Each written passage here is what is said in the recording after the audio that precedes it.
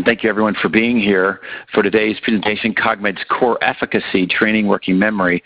My colleague, Dr. Entwistle, will be there in the background, as Sherry had mentioned, so please feel free to ask him any questions you have, whether they're about the research related to Cogmed, whether they're about the constructs or the concepts related to working memory, or if it's about becoming a provider. So he's well-versed in all those topics.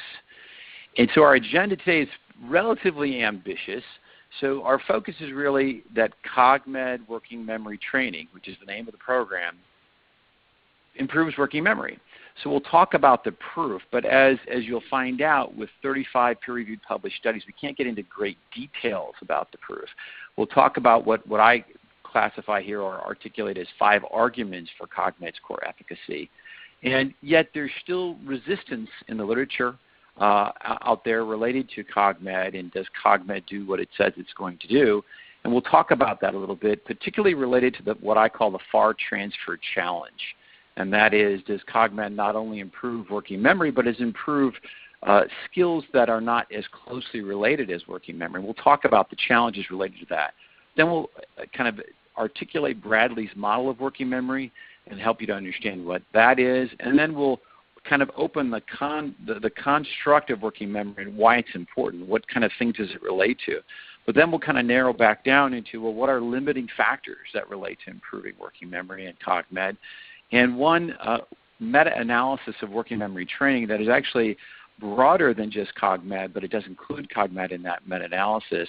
And it gives us some pretty interesting moderating variables that relate to working memory training and how you can be more successful when you engage in doing that. Finally, we'll talk a little bit about staying true to the Cogmed model and how much time or how many weeks of training it takes before you start to see the groups that are a control group versus the treatment group start to differentiate from one another. And then we'll summarize that. So an ambitious agenda.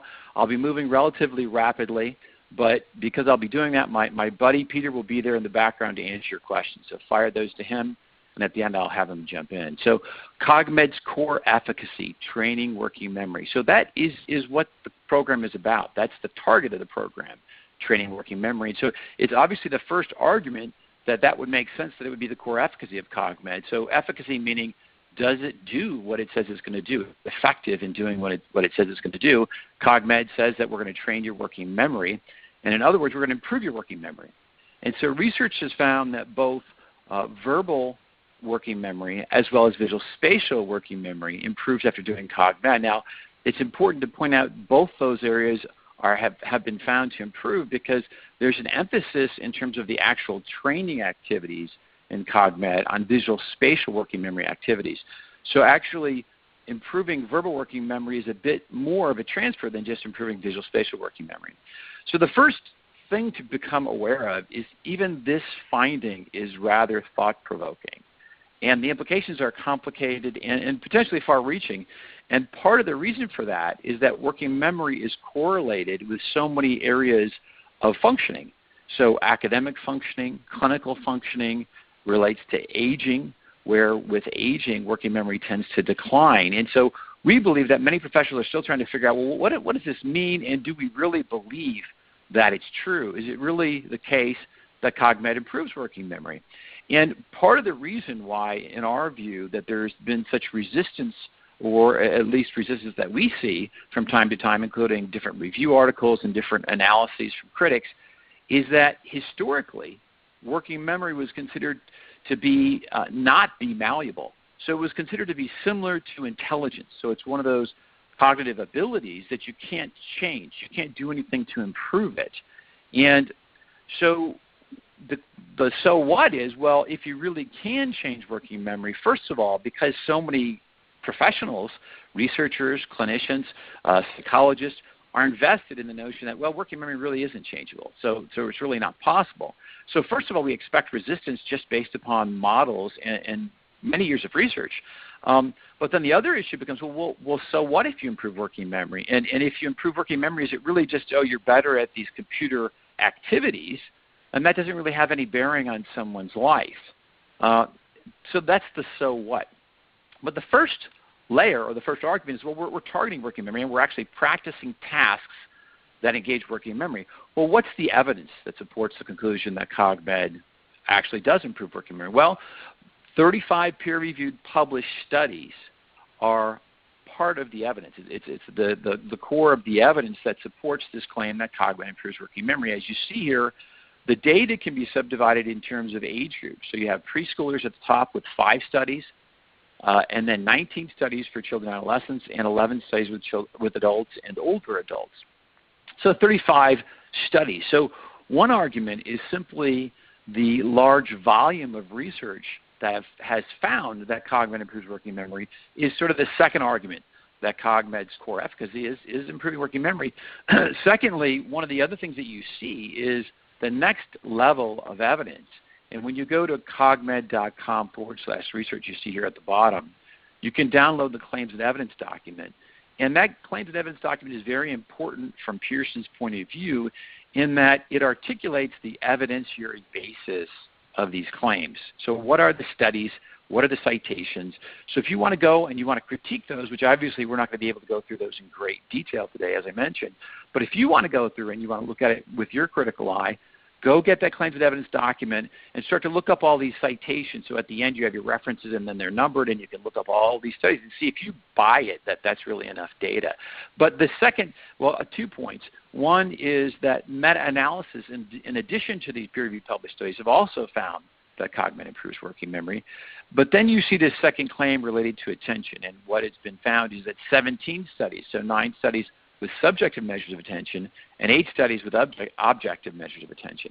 Now, after you move into the other claims related to Cogmed or the effects of Cogmed, what you'll find is that there's not anywhere near the number of studies. This is another reason in our mind for the argument that really the core efficacy of Cogmed is improving working memory. And the second argument is the volume of studies. But the question becomes, well, is it just the number of studies that you have? So is 35 really better than 17 or better than 5? Is that compelling? But really, of course, scientists have to look at the nature of the studies. Are they RCTs or randomized controlled trials? What are the sample sizes? Do they have control groups? What effect sizes have they found? Have there been meta-analyses done? Are those meta-analyses definitive? One of the things that's interesting about meta-analyses is based upon the authors of the meta-analyses, they can choose which studies they decide, what selection criteria they use. And by doing so, that can actually express a certain kind of a bias one way or another. So it's something to think about.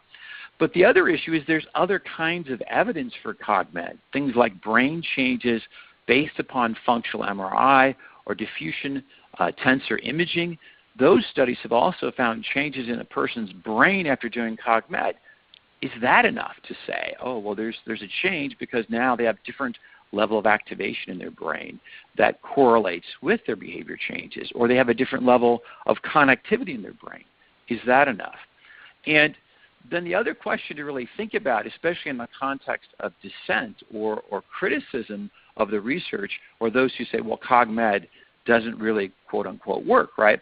Well, is there really any area where there's a vacuum of dissent?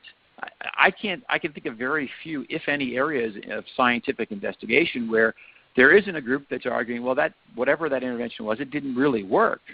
And then there's this kind of this lower level, but in some ways more important level, which is can you see clinically meaningful change or educationally meaningful change? So, for example, when I think about Cogmed, I have clients who've done Cogmed. I have children who've done Cogmed. And if I see a before and after with that child or with that client, that's pretty powerful, even though it's not based upon science or evidence. But this is what a lot of people are really looking for. Will it help my students? Will it help my clients? And in some ways, that's going to be a more meaningful indicator to them than the science.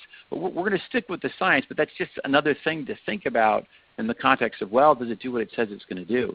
So when you think about this notion of evidence-based interventions, one of the things that's important to think about in my mind is that you have different stages of research. So you start with things like pilot studies that have small samples. A lot of times they don't have controls. But oftentimes with an innovation, you start that way because people don't want to commit a large amount of resources until you have some data that says, hey, this thing might work. So then you get larger sample sizes, and then sometimes you get passive controls, then you get active controls. Then you finally get to this level of randomized controlled trials that most people consider to be sort of the gold standard. Then you get to meta-analysis. What a meta-analysis is where you take several randomized controlled trials. Sometimes you take lesser studies that aren't quite as well designed, but you're trying to figure out what does the data as a total say. And so one of the things that's challenging is evidence-based doesn't mean that there's 100% consensus. Science is just not that clean. It's quite a bit more messy than that.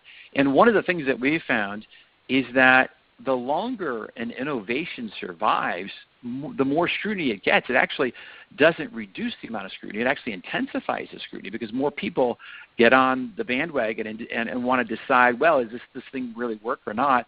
And another thing to think about is there are politics in science. So those of you who are in the audience who completed a doctoral degree, you know that there are politics within your dissertation committee, and there are politics within academic departments, just as there are politics within fields of inquiry. And these kinds of politics do affect what people will say about the evidence, even though on one level, all of us professionals want to argue that we're being objective. But it's a rare field that eventually gets to this point of no scrutiny. So think about a couple examples. Think about global warming. Many scientists, and I won't even give a percentage of agreement, but a vast majority of scientists say global warming is a scientific fact. But you still have this small group that says, no, it isn't. And then there's another good, interesting, or provocative example, vaccines and autism. Do vaccines cause autism? A larger group of the scientists would say no, but there's some that don't. So we expect this scrutiny to come, and we're just going to continue to kind of bring you back to the data. And really what we're arguing here is that the core efficacy of Cogmed is improving working memory. So let's start there. Let's start with our review of Cogmed and try to understand how much data is there and what's the quality of the data. So when you move beyond just the volume of the data that support Cogmed in terms of improving working memory, then you have to look at the quality of the studies. At this point, you see here cited by our colleagues, Sissela Nutley and Stina Soderquist, who are the authors of that Cogmed Claims and Evidence. What they cite here is that there are 14 randomized controlled trials that have found Cogmed improves working memory. They also cite 4 independent meta-analyses.